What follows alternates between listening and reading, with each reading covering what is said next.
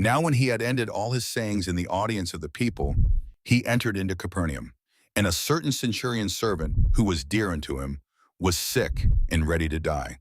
And when he heard of Jesus, he sent unto him the elders of the Jews, beseeching him that he would come and heal his servant. And when they came to Jesus, they besought him instantly, saying that he was worthy for whom he should do this. For he loveth our nation, and he hath built us a synagogue. Then Jesus went with them.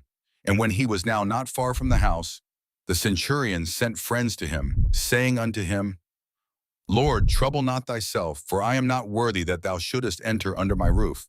Wherefore neither thought I myself worthy to come unto thee, but say in a word, and my servant shall be healed. For I also am a man set under authority, having under me soldiers, and I say unto one, Go, and he goeth, and to another, Come, and he cometh, and to my servant, Do this, and he doeth it.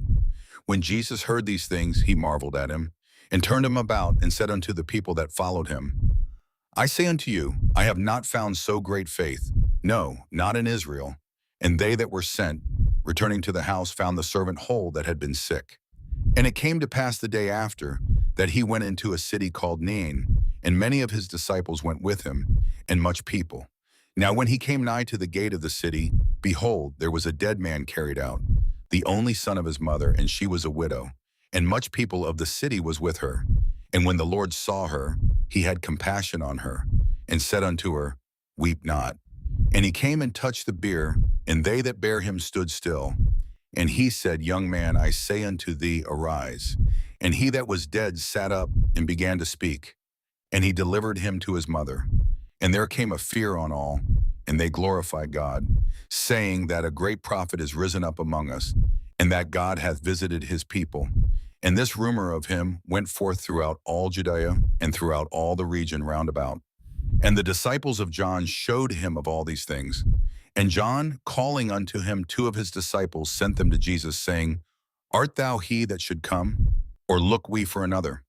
When the men were come unto him, they said, John Baptist hath sent us unto thee, saying, Art thou he that should come, or look we for another?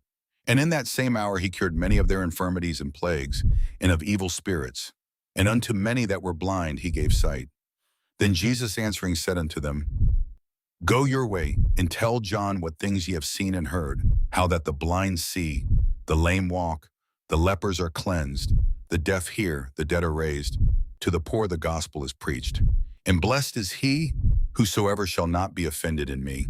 And when the messengers of John were departed, he began to speak unto the people concerning John. What went ye out into the wilderness for to see? A reed shaken with the wind? But what went ye out for to see? A man clothed in soft raiment? Behold, they which are gorgeously apparelled, and live delicately, are in king's courts. But what went ye out for to see? A prophet? Yea, I say unto you, and much more than a prophet. This is he of whom it is written, Behold, I send my messenger before thy face, which shall prepare thy way before thee. For I say unto you, among those that are born of women, there is not a greater prophet than John the Baptist. But he that is least in the kingdom of God is greater than he.